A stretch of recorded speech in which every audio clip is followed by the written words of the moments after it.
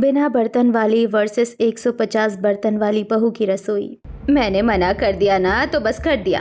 तू इस लड़की से शादी नहीं करेगा। वो लड़की मेरे घर की बहू बनकर तो बिल्कुल भी नहीं आएगी। माँ, मैंने कह दिया ना, मैं तो सिया से ही शादी करूंगा। अब तुम्हें बुरा लगे या चाहे अच्छा लगे। तू इस घर में उस गरीब लड़की को शादी करके हरगिज नहीं लाएगा। इतनी लड़कियां हैं इस दुनिया में, तुझे वो ही मिली है। माँ जी, मगध जी, इसको समझाओ ना। बहू, मुझे तो समझ नहीं आ रहा है कि तू क्यों मना कर रही है। आजकल का तो कितना मॉडर्न जमाना है। बच्चे अपनी अपनी पसंदों से शादी करते हैं। ऐसे में अगर हमारा बच्चा भी पसंद से शादी कर लेगा तो क्या हो जाएगा। सही कहा माँ जी। आप लोग तो जैसे मानते ही नहीं हैं कि मैं क्यों मना कर रही हूँ। मैंने कह दिया ना, वो लड़की मेरे घर की बहू नहीं बनेगी तो बस नहीं बनेगी। ठीक है माँ, अगर आप जिद्दी हैं तो मैं भी महाजिद्दी हूँ। समझ आया आपको? अब तो मैं भी सिया से ही शादी करके आऊंगा। और वैसे भी आप अगर राजी नहीं है तो क्या हुआ? इतने सारे मंदिर हैं, कोर्ट में शादी की जाती है। मैं कहीं भी सिया से शादी करूंगा और उसको अपनी पत्नी बनाकर लाऊंगा। नहीं नहीं है माँ, बस यही नहीं होना चाहिए। हमारे घर में पसंद से शादियाँ बेशक हुई है, लेकिन इस तरह कोर्ट से या मंदिर से कभी कोई शादी करके नहीं लाया। पूरे जमाने में हमारी सालों पुरानी मान मर्यादा मिट्टी में मिल जाएगी। तू बस ये नहीं होने देना। अब मैं इन लोगों को कैसे बताऊं कि जिसकी वो बच्ची है वो मेरी इस दुनिया में सबसे ज्यादा नापसंद इंसान है। उसने मेरे साथ किया ही कुछ ऐसा था कि मैं चाह कर भी उसको नहीं भूल पाती हूँ। लेकिन यहाँ मेरी कौन सुनेगा। हे माँ, कुछ तो बोल, कहाँ खो गई। अच्छा ठीक है माँ जी, बस आपकी वजह से मैं इसकी बात को मानती हूँ। इसकी शादी उसी की पसंद की लड़की के साथ हो जाएगी। लेकिन हाँ, मेरी भी एक शर्त है। ना मैं उसको देखने जाऊंगी, ना ही मेरे बारे में वहाँ कोई बात करेगा। मैं कभी उसको अपनी बहू नहीं मानूंगी। अब माँ, ये तो वक्त ही बताएगा कि आपको उसको अपनी बहू मानना है कि नहीं मानना है। वो है ही इतनी प्यारी कि आप उसको अपनी बहू मानने पर मजबूर हो जाएंगी। ज्यादा नहीं बोल। तू मेरे घर का सबसे ज्यादा नाकाबिल बेटा है। तेरा बड़ा भाई रात दिन मेहनत करके घर चलाता है और तू कुछ घंटे काम करके अकड़ दिखाता है। तेरे लिए तो तेरी माँ की पसंद नापसंद भी मायने नहीं रखती है। हेमा ऐसे बोलते हुए गुस्से में अपने कमरे में आ गई, जिसके बाद अरे नहीं, ये मैं अपने ही बेटे से गुस्से में न जाने क्या क्या बोल गई। मुझे ऐसे नहीं कहना चाहिए था। ये मैं नहीं, मेरे अंदर की उस औरत के लिए भरी हुई आग बोल रही थी, जिसकी बेटी को मेरा बेटा पसंद करने लग गया है। मैं कभी नहीं भूलती हूँ वो दिन। हेमा ऐसे बोलकर अपने पुराने दिनों में खो गई, जब तक उसकी शादी भी नहीं हुई थी। हैप्पी फ्रेंडशिप डे मेरी जान। Happy friendship day. ये ले, अपनी कलाई आगे कर। अरे वाह, ये तो वही ब्रेसलेट है जो मुझे बहुत ज्यादा अच्छी लग रही थी। तो ये मेरे लिए लाई, लेकिन ये तो काफी महंगी थी ना। महंगी तो थी, लेकिन तेरी पसंद से ज्यादा नहीं। तुझे पता है, जिस दिन से तुझे ये अच्छी लगी थी ना, उसी दिन से मैं पैसा बचा रही थी और आज ले आई। हम दोनों हमेशा साथ रहेंगे। हाँ, हमारी दोस्ती कभी नहीं टूट सकती। हेमा और गंगा एक दूसरे की पक्की सहेलियां थीं। वो कॉलेज में एक साथ पढ़ती थीं और एक दूसरे को बहुत ज्यादा प्यार भी करती थीं। एक साथ खाना, एक साथ कॉलेज आना। उन दोनों की दोस्ती कॉलेज में मशहूर थी। सब कुछ ऐसे ही अच्छा चल रहा था कि एक दिन कॉलेज में एक नई लड़की माधुरी आई। सुनिए, मैं क्या यहाँ बैठ सकती हूँ? हाँ, आ जाओ। वो मुझे सीट पर आगे की तरफ बैठने में एंजाइटी होती है, तो क्या मैं बीच में आ जाऊँ? नहीं, बिल्कुल भी नहीं। क्यों नहीं हेमा, ये लड़की हमारी क्लास में नहीं आई है। हमें इसकी बात को समझना चाहिए। ठीक है, तुम आ जाओ। गंगा ने माधुरी को बिठाया, जिसके बाद आप तो बड़ी अच्छी हैं, आपने मेरी बात को समझा। अरे, अगर हम लोग ही एक दूसरे की बात को नहीं समझेंगे तो कौन समझेगा। खैर, तुम यहाँ आकर बैठ सकती हो और आज से हम भी दोस्त ही हैं। ये क्या, दोस्त बना ली? बड़ी बन रही है इनकी आपस में। हेमा के ऊपर आज गंगा ने जरा भी ध्यान नहीं दिया। ऐसे ही लंच हुआ और गंगा, मैं लंच नहीं लेकर आई हूँ, तो मेरे साथ कैंटीन में चलना। कैंटीन में? क्या मैं जाऊँ माधुरी? अब इसमें भी इससे पूछना है? सच कहूँ तो आप नहीं जाइए ना, मुझे ऐसे अकेले में घबराहट होगी। अभी ये जगह मेरे लिए नहीं है। हेमा, सुना तूने? मैं नहीं आ सकती हूँ यार, तू जा। गंगा की बात को सुनकर हेमा को बहुत ज्यादा गुस्सा आया और वो खुद ही कैंटीन से खाना लेने को चली गई। ऐसे ही जब वो आई तो उसने देखा कि माधुरी और गंगा अपना अपना टिफिन साथ में खा रही थीं। लेकिन हेमा का किसी को ख्याल तक नहीं था। जिससे भी उसका दिल टूट गया। इस तरह ही कई दिन और गुजरे। अब गंगा की जो दोस्ती हेमा के साथ थी वो खत्म होती जा रही थी और माधुरी से उसकी बनती जा रही थी। ऐसे ही आज के दिन गंगा हेमा के साथ कॉलेज भी नहीं आई। माधुरी, आज तो हम लोग साथ साथ ही घर चलेंगे। हाँ चली जाना, और साथ साथ घर नहीं हो सके तो ये दुनिया ही छोड़ जाना। क्या बात है हेमा? लगता है कि तुम हमारी दोस्ती से जेलस हो। अरे चुप कर, कौन खजूरे की मुंह की शक्ल देखी अपनी। मैं तुझसे जेलस होंगी? मैं तो गुस्सा हूँ, वो भी खुद से, कि मैंने ऐसी दोस्त बनाई। धोखेबाज। ज्यादा नहीं बोल, समझ आया? बोलूंगी, ऐसे ही बोलूंगी। गंगा, पहले अगर तू नहीं आती थी ना तो दिन भारी हो जाता था, लेकिन अब तो तेरी शक्ल देखकर दिन बेकार जाने लगता है। मुझे नहीं लगता है कि अब झूठी दोस्ती के नाटक को और झेल सकती हूँ। समझ आया? आज के बाद से ना मैं तुझे जानती हूँ ना तू मुझे समझे। उस वक्त को बीते पूरे 30 साल हो चुके हैं, लेकिन सोचती हूँ तो जख्म आज भी हरे लगते हैं।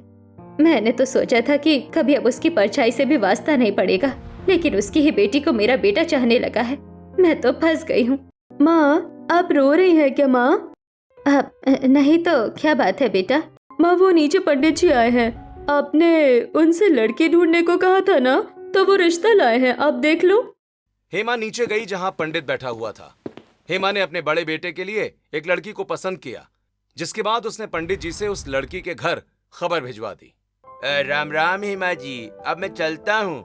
आपको जो लड़की अच्छी लगी है मैं वहाँ अभी खबर कर दूंगा, आप उनसे कल जाकर मिल लेना। जी पंडित जी, मैं समझ गई। राम राम। पंडित जी चले गए और मैंने अपने कृष्णा के लिए एक बड़ी ही अच्छी लड़की पसंद की है, तो इसीलिए अब कल को मैं अपनी बहू को देखने को जा रही हूँ। मेरे साथ कृष्णा, पूर्वी, तुम दोनों चलना। बाकी इस जिद्दी की पसंद की लड़की को जिसने देखने जाना हो वो चला जाएगा। मैं जाऊंगी अपने पोता बहू को देखने। चलो बच्चों, अब सो जाओ, कल के लिए काफी काम है। रात के वक्त ही पूरे परिवार के बीच में प्लानिंग हो गई। ऐसे ही जब अगला दिन आया तो रितेश अपनी दादी और अपने पिता के साथ सिया के घर पहुंचा, जो कि एक गरीब लड़की थी, और दूसरी तरफ हेमा, पूर्वी और कृष्णा काव्या को देखने को गए, जो कि एक हाई क्लास घर की लड़की थी। आइए आइए, स्वागत है। हमारे घर में कुर्सियाँ तो नहीं है, आप लोग चटाई पर ही बैठ जाइए। कितना प्यारा घर है, मुझे मेरे बचपन के घर की याद आ गई। आपको अच्छा लगा? सिया बेटा, पानी लाओ। जी माँ, ये लीजिए। सिया की आंखों में शर्म थी। उसने सभी को नीची नजरों के साथ पानी पिलाया, जिसके बाद वो सीधा रसोई में चाय बनाने को आ गई। सिर पर पल्लू और सिया के संस्कारी अंदाज ने मगध और विमला का मन मोह लिया। बड़ी अच्छी बच्ची है, मुझे तो लड़की पसंद आ गई भाई। आपको माँ? ये भी कोई पूछने की बात है? कितनी अच्छी बच्ची है। मैं तो जानती ही थी कि मेरे पोते की पसंद कभी खराब नहीं होगी।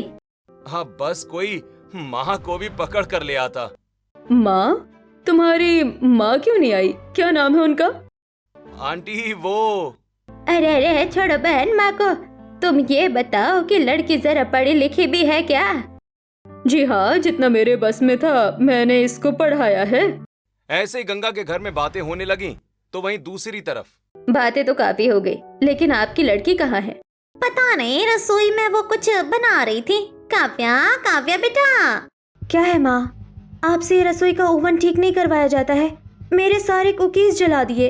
बेटा ऐसे नहीं बोलते हैं, देखो यहाँ मेहमान बैठे हैं, इनको नमस्ते करो। नमस्ते माँ, मुझसे नहीं कहना किसी के नाश्ते पानी के लिए, और ना ही किसी के चाय वगैरह के लिए। मैं जा रही हूँ अपने कमरे में। अब बच्ची है, जरा नाज़ में पली है, इसलिए जरा बात पर गुस्सा करती रहती है। हाँ हाँ, वो तो उसके नखरों से दिखाई दे ही रहा है। अब बैठिए, मैं कुछ लाती हूँ।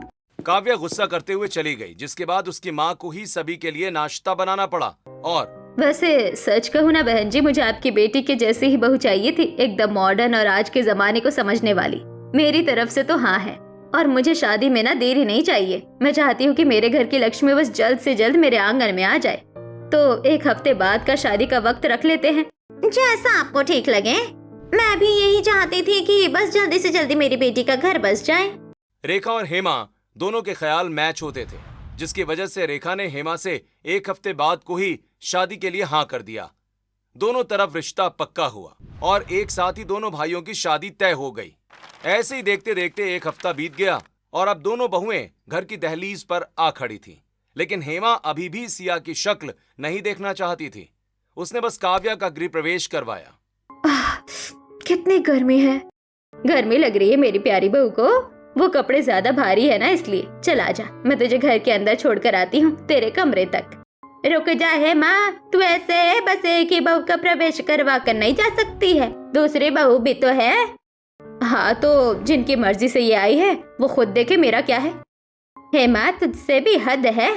हेमा बहन, घर आई लक्ष्मी को ऐसे अपमान नहीं करते हैं। अब जब शादी हो गई है, चाहे जिसकी भी मर्जी से हुई है, लेकिन बहू तो घर में आई है ना।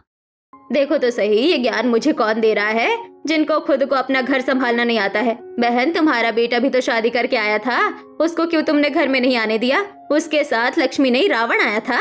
शांता बहन, इसलिए कहते हैं कि हर जगह ज्ञान देना जरूरी नहीं है। अब हो गई ना बेइज्जती। अपने ऊपर बीती है ना मेरे खुद को, इसलिए बता रही थी, लेकिन अगर तुम्हें समझना ही नहीं है तो तुम्हारी मर्जी। पड़ोसन ऐसे ही गुस्सा करते हुए चली गईं, जिसके बाद सिया का प्रवेश बिमला और मगध ने मिलकर करवाया। आजा बहू, तुझे तेरी सास ने नहीं बुलाया तो क्या हुआ, दादी ने तो बुलाया है ना, आजा। जी दादी माँ। अरे नहीं, पता नहीं मेरी सासू माँ मुझसे इतनी नाराज क्यों है, मुझे तो अब घबराहट हो रही है। अरे घबराओ नहीं, मैं हूं ना तुम्हारे साथ। हाँ चलो कमरे में चलते हैं। रितेश सिया को अपने साथ ले गया, जिसके बाद सभी सो गए। ऐसे ही अगली सुबह आई और आज के दिन दोनों ही बहुओं की पहली रसोई की रस्म होनी थी। माँ भूख लग रही है। रुक, अभी खाना बनवाती हूँ। अरे सुबह से ये मगध, रितेश और कृष्णा कहाँ गायब है? आज कंपनी में कुछ जरूरी काम आ गया था तो तीनों वहाँ चले गए हैं। वैसे आप ये छोड़िए, काव्या बहू। जी हाँ माँ जी। जा बेटा, खाना बना ले, आज तेरी पहली रसोई की रस्म है ना। माँ जी, मेरी भी तो आज पहली रसोई होगी ना, मैं क्या बनाऊँ? शक्ल देखी अपनी, तू मेरे घर की रसोई में कदम भी नहीं रखेगी।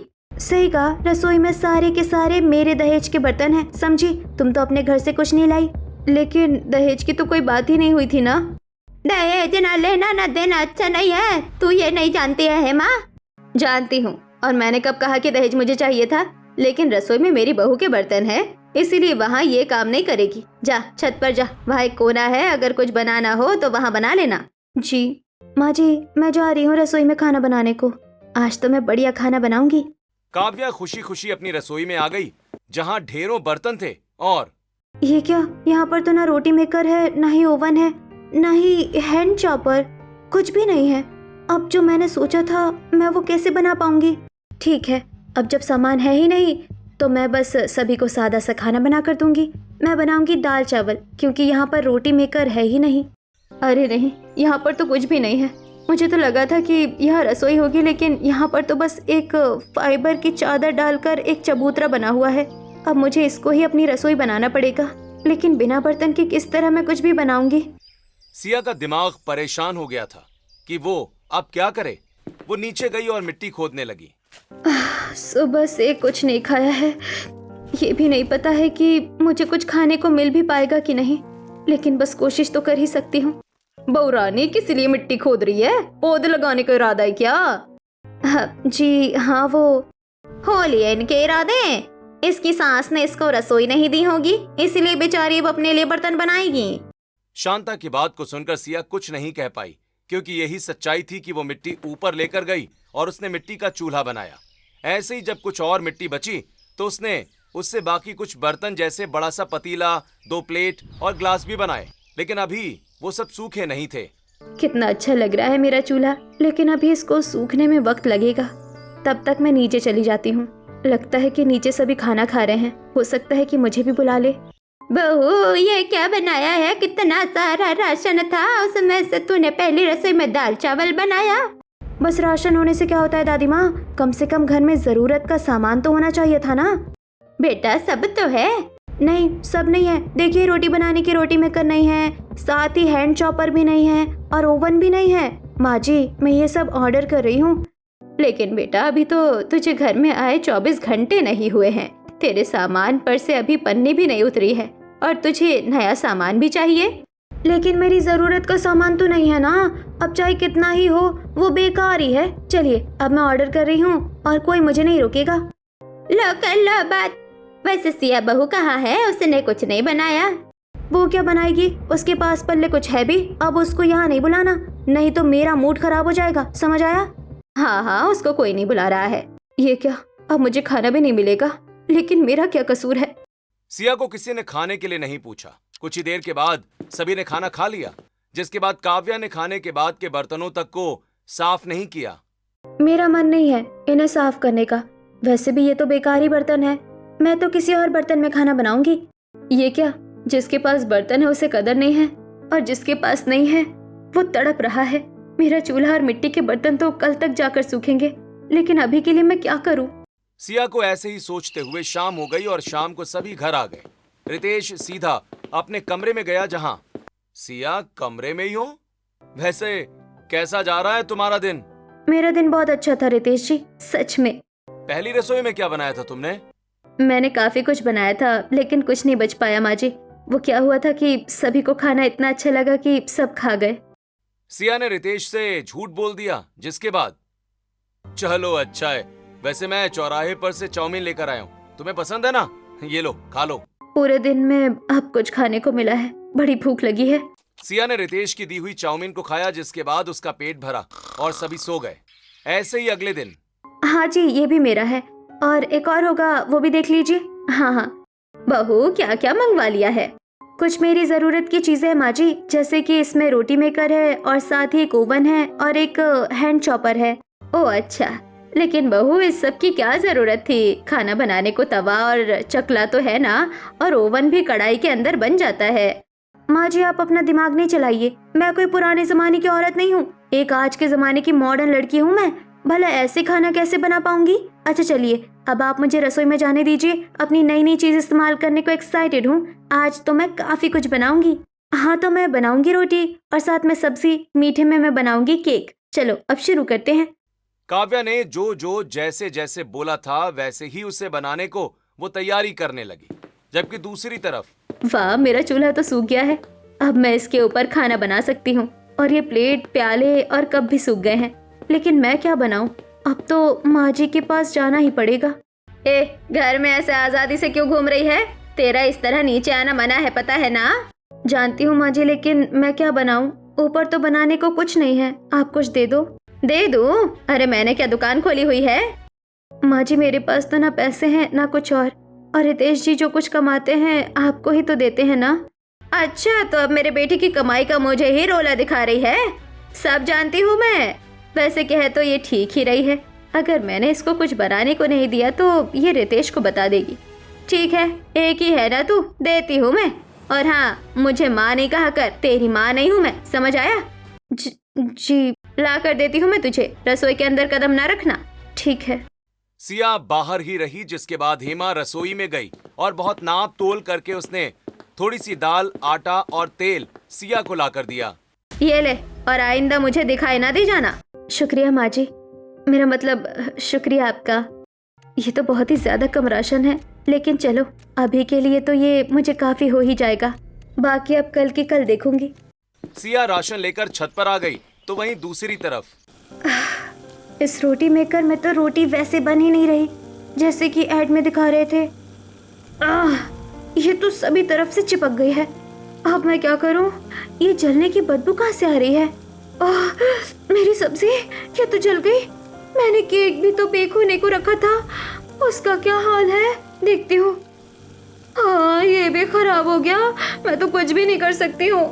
काव्या ने सामान तो मंगवा दिया था, लेकिन उससे कुछ भी बनाया नहीं गया। वहीं दूसरी तरफ दाल तो मैं पतीले में बना दूंगी, लेकिन रोटी कैसे बनेगा? मेरे पास तो कोई तवा भी नहीं है। अब क्या करूं? आइडिया, इन पत्तों पर मैं रोटी बना दूंगी। सिया ने अपने मिट्टी के पतीले में चूल्हे पर दाल पकने को रख दी। ऐसे ही उसने आटे को गीला किया। क्योंकि उसके पास कोई तवा नहीं था, उसने आटे को पानी की तरह कर लिया। और इस पर नॉर्मल रोटी तो नहीं बन पाएगी, लेकिन भाप वाली रोटी बन जाएगी। चल सिया, शुरू हो जा। सिया ने दाल बनने के साथ साथ उस दाल को पकने को उसको केले के पत्तों से ढका, जिसके बाद जो पत्तों पर आंच लग रही थी उन्हीं की ऊपरी सतह पर उसने हाथ से आटे का मिश्रण डाला था और भाप में रोटी बनाना शुरू कर दिया, जिससे कम आटे में ही खूब सारी पतली पतली रोटियां बनकर तैयार होने लगी। वाह, ये तरीका तो काम कर गया। अब मैं ऐसे ही बिना बर्तनों के केले के पत्तों के ऊपर खाना बना सकती हूँ। ये माफ करना काव्या, लेकिन ये खाना आखिर है क्या? आज के खाने में मैंने रोटी, सब्जी और केक बनाया है। छी भाभी, ये खाना है? रोटी तो देखो, इसका आकार कैसा है, और ये तो जगह जगह से जली हुई भी है। हाँ, तो रोटी बनाना क्या आसान होता है? रोटी छोड़, ये बता कि ये जली हुई सब्जी के साथ काला चूहा सा क्या पड़ा हुआ है? दादी जी, ये चूहा नहीं है, केक है। भाई माफ करना बहू, लेकिन इस खाने को खाने का दिल नहीं कर रहा है। तो नहीं खाइए, जिसको भी नहीं खाना है मैं उठा देती हूँ। काव्या ने सभी के आगे हाथ चलाने शुरू किए कि तभी दादी माँ और पूर्वी, मैंने ये बनाया है, आप लोग खाएंगे? क्या बनाया है बहू? खाने लायक होगा तो जरूर खाएंगे। ये दाल रोटी है, मुझ पर कुछ और नहीं था बनाने को, तो मैंने यही बना दिया, ले लीजिए। सिया ने अपनी बनाई हुई दाल रोटी को टेबल पर रख दिया, जिसको कृष्णा और हेमा को छोड़कर सभी ने खाना शुरू कर दिया। वाह, इसको कहते हैं खाना। मजा ही आ गया बहू रानी। खाने के बाद तो सच में तू बनाना जानती है खाना, तो पता नहीं क्या कीड़े मार दिए हैं। मैं तो खा भी नहीं सकता हूँ, वरना काव्या का गुस्सा कौन झेलेगा। लेकिन मेरा सच में ये खाने का मन तो हो रहा है। मेरा भी ये दाल रोटी खाने का दिल कर रहा है, लेकिन खा नहीं सकती। माँ जी और कृष्णा जी कहाँ खो गए हैं? खाना खाइए ना। हाँ बहू, खाते हैं ना, खा ले कृष्णा। दोनों माँ बेटों ने मन मारकर खाना खा लिया। सिया अपने कमरे में चली गई, जहां उसने रितेश के साथ खाना खाया, और आज का दिन कुछ यूं ही गुजर गया। ऐसे ही सिया तो कम राशन और बिना बर्तन में भी जुगाड़ लगाकर खाना बना देती थी, लेकिन काव्या से कुछ नहीं बनता था। वो रोजाना नई नई चीजें बनाती, सामान लाती, लेकिन उससे कुछ बन नहीं पाता था। ऐसे ही आज के दिन हेमा के बेटे कुछ दिनों के लिए शहर काम करने को जा चुके थे, और अब सिया पूरी तरह से अकेली हो गई थी। आज तो मैं ये नए तरह का चिकन ही बनाऊंगी, लेकिन इसको बनाने के लिए मुझे एयर फ्रायर चाहिए। अभी लाती हूँ। ये 1 कटोरी चावल है, 1 कटोरी आटा है, और ये 1 आलू है। ये तेरा 3 दिनों का खाना है, समझी? 3 दिन का खाना? लेकिन माँ जी, अकेली ही है ना तू? चल अब निकल। और हाँ, मुझे माँ जी नहीं बुलाया कर। काव्या, कहाँ जा रही है बच्ची? आज के खाने का सामान लेने को जा रही थी। ओह अच्छा ठीक है, ले आ। सबसे पहले तो मुझे एयर फ्रायर खरीदना है, फिर उसके बाद मुझे लेना है चिकन को फ्राई करने का सामान, जैसे कि कुछ तरह की सॉसेज और कुछ मसाले। चल काव्या, जल्दी से अपनी पसंद का सामान लिया। काव्या खूब पैसे उड़ाने को चली गई। उसने पहले एक खूब महंगा एयर फ्रायर लिया, जिसके बाद वो मॉल में सॉस और मसाले लेने को चली गई। वहीं सिया, इस राशन को मैं 3 दिन किस तरह से चलाऊंगी? आइडिया, आज तो चावल की इडली बना देती हूँ, और साथ में आलू की चटनी। मेरे पास कुछ प्याज और हरी मिर्च है। सिया ने 2 छप्पर से पत्थर लिए, जिन्हें अच्छे से धोकर उसने उनके ऊपर प्याज और मिर्च को पीसा, और उसने पतीले में चावल बनने को रख दिए, जिसके साथ ही उसने आलू भी उबाले, और आलू को फोड़कर उसने आलू की चटनी बनाई, जिसके साथ ये तो बन गई है। अब मैं एक काम करती हूँ, भाप में इडली बना देती हूँ। चलो अच्छा है, ये तो अच्छे से बन गई। नहीं तो मुझे तो डर लग रहा था कि बिना इडली बनाने वाले बर्तनों के मैं इसको कैसे बनाऊंगी। खाना बनाकर सिया नीचे जाने लगी कि तभी ये तो बेकार है, किसी काम का नहीं है ये बकवास चीज। भाभी क्या हुआ? आप ठीक तो है ना? कहाँ ठीक हूँ, इसने मेरा खून पिया हुआ है, बेकार है ये। खाना बन गया है क्या? नहीं बना, और कहाँ से बन जाएगा जब मैं जिस चीज से बना रही हूँ वही बेकार है? तो बोलो, आज खाने में कुछ बाहर से मंगवाएंगे। क्या बाहर से? लेकिन मुझे तो भूख लगी थी। पूर्वी, मैंने भी खाना बनाया है, भूख लगी है तो ये ले लो। क्या सच में? हाँ सच। सिया ने पूर्वी को खाना दिया। पूर्वी ने खाना खाया। कम खाना होते हुए भी सिया अपने परिवार के बारे में सोचती थी, जबकि काव्या को बस पैसे बर्बाद करने ही आते थे। ऐसे ही कुछ दिन और बीत जाते हैं, और आज के दिन काव्या और हेमा साथ में बाहर आई हुई थीं। सास बहू को भी कभी कभी साथ में आना चाहिए। अरे हेमा ने आगे की तरफ ध्यान नहीं दिया। उसने जैसे ही सामने देखा तो वहां एक ट्रक आ रहा था, जिससे वो टकरा गई और उसका भयानक एक्सीडेंट हो गया। जल्दी से हेमा को हॉस्पिटल लेकर जाया गया, जहां बस सिया, मगध और काव्या ही थीं। भाई इमरजेंसी है, आपके पेशेंट को हमें अभी के अभी 2 यूनिट ब्लड देना पड़ेगा, नहीं तो उनकी जान चली जाएगी। आप लोग जांच करवाइए। क्या कहा डॉक्टर साहब? अरे कीजिए। तीनों ने जांच करवाई, लेकिन किसी का भी ब्लड ग्रुप वो नहीं था जिससे कि हेमा को ब्लड दिया जाता। सभी परेशान हो गए। अब मैं क्या करूं? हेमा, मेरी हेमा, मैं नहीं दे सकता। दोनों बेटे दूसरे शहर हैं, जब तक वो आएंगे देर हो जाएगी। पूर्वी एग्जाम देने गई हुई है, अब मैं क्या करूंगा? मेरी सहेली को मैं खून दूंगी, ले लो। माँ आप? कॉलेज में उसका और मेरा ब्लड ग्रुप सेम था। डॉक्टर आप मेरा ब्लड ले लो। किसी को गंगा की बात समझ नहीं आई, लेकिन गंगा ने हेमा को 2 यूनिट तक खून दिया, जिसके बाद हेमा की जान बची। लेकिन गंगा वहां नहीं रुकी। माँ आपने? कोई नहीं बेटा, मैं ठीक हूँ। और वैसे भी अपनी गलती की भरपाई आज करने का मौका मिला है मुझे। जा तू अपनी सास के पास जा। किसी को बिना कुछ बताए गंगा आ गई। हेमा को भी होश आ गया था। सभी अंदर चले गए, लेकिन हेमा ने सिया की तरफ देखा भी नहीं। कुछ ही दिनों के बाद हेमा घर आ गई, लेकिन अभी उसकी हालत कमजोर थी। ऐसे में हेमा के दोनों बेटे उसके पास शहर से वापस आ चुके थे और अभी पूरा कमरा भरा हुआ था। काव्या, जा अपने सास के लिए गाजर चुकंदर का जूस बना ला, इसका खून बन जाएगा। मैं नहीं लाऊंगी। दादी माँ, क्या मैं बना कर ले आऊं? ठीक है, तू ले आ, लेकिन तू कैसे बनाएगी? देखती हूँ। सिया ऐसे बोलकर छत पर गई, जहां उसने 2 पत्थरों से गाजर और चुकंदर को कुचला और उसके बाद उसने उसको एक कॉटन के कपड़े में लेकर हाथ से भींचकर छान दिया, जिससे गाजर और चुकंदर का शुद्ध जूस निकला, जिसको वो ले आई। ये लीजिए दादी जी। ला बहू, बर्तन ना होते हुए भी बना लाई मेरी बहू। ये ले, पी ले हेमा। मैं ले तो लूं, लेकिन किस हक से माँ जी? मैंने तो इस बच्ची को कभी कुछ समझा ही नहीं, लेकिन अब मेरे मुश्किल वक्त में ये ही काम आ रही है। मैंने बच्ची तेरी माँ की वजह से तुझे भी गलत समझा। वो धोखेबाज थी, लेकिन तेरे खून में दाग नहीं है। तू तो बिल्कुल भी अपनी माँ की तरह नहीं है। तू तो बहुत ज्यादा अच्छी है। माँ जी ऐसे नहीं कहिए। माँ, जिनकी आप बात कर रही हैं ना, उन्हीं की वजह से आपकी सांसें चल रही हैं। क्या मतलब? वो मेरी जिंदगी से बहुत पहले ही जा चुकी है। अब कुछ नहीं लगती है वो मेरी, समझ आया? जब आप बेहोश थी ना माँ, तब गंगा जी ने ही आपको 2 यूनिट खून देकर आपकी जान बचाई थी, और आप कहती हैं कि वो धोखेबाज हैं। क्या? हाँ हेमा, हो सके तो इस बेवफा को माफ कर देना। मैं इस लायक तो नहीं हूँ कि मैं तुझसे माफी मांगू, लेकिन ये कुछ केले लाई हूँ, करीब हूँ, इन्हें ले ले। गंगा गंगा। हेमा रोने लगी। गंगा से भी काबू नहीं हुआ और वो हेमा के पास आ गई और दोनों सहेलियां एक दूसरे से लिपटकर खूब रोईं। काफी देर रोने के बाद वो माधुरी जानबूझकर हमारी दोस्ती खत्म करने के लिए आई थी, लेकिन मैं उसकी बात को नहीं समझ पाई। हेमा, तुझे खोना मेरे लिए किसी बड़ी हार से कम नहीं था, लेकिन तू मुझे माफ कर दे। तू पागल है? तुझे मैंने माफ कर दिया। तूने मेरी जान बचाई है गंगा, मुझसे ऐसे माफी नहीं मांग। तेरी बेटी भी बहुत ही ज्यादा अच्छी और समझदार है। आजा मेरी बच्ची।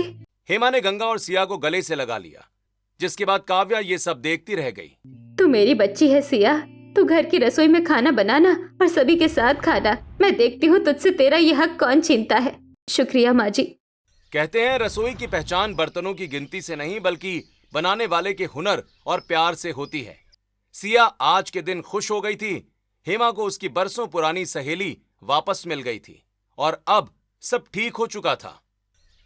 दोस्तों, क्या आपकी भी कोई गंगा की तरह दोस्त है जो आपके लिए अपनी जान भी दे दे? अगर है तो उसको ये वीडियो जरूर शेयर करें और उसका नाम कमेंट बॉक्स में हमें जरूर लिखें।